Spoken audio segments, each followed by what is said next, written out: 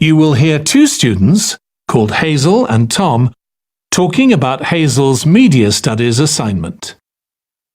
First, you have some time to look at questions 21 to 26.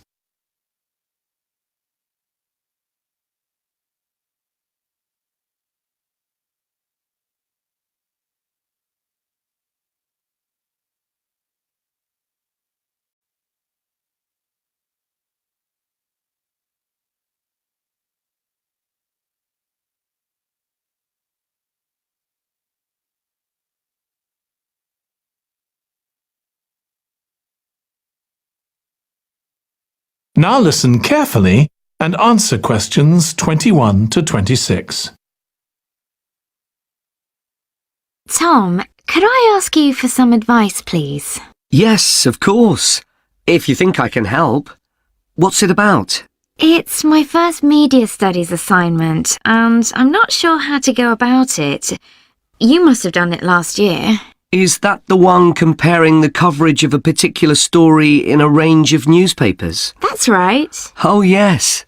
I really enjoyed writing it. So, what sort of things do I need to compare? Well, there are several things. For example, there's the question of which page of the newspaper the item appears on.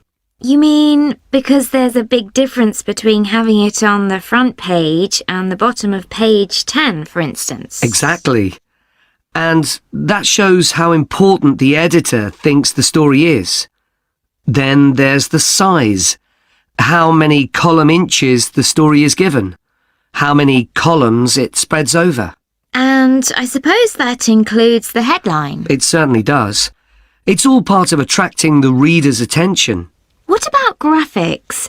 Whether there's anything visual in addition to the text? Yes, you need to consider those too, because they can have a big effect on the reader's understanding of the story.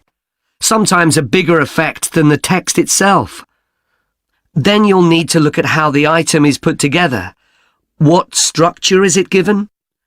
Bear in mind that not many people read beyond the first paragraph. So what has the journalist put at the beginning?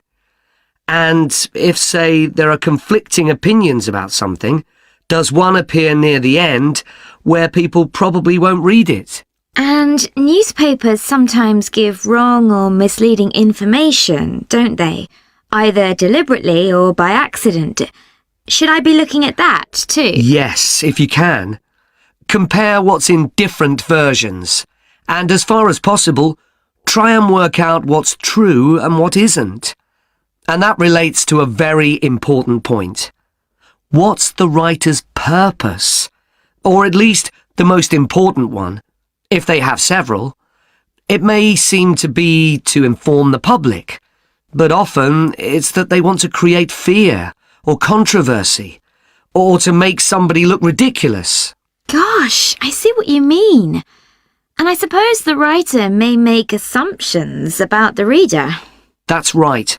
About their knowledge of the subject, their attitudes, and their level of education, which means writing so that the readers understand without feeling patronised. All of that will make a difference to how the story is presented.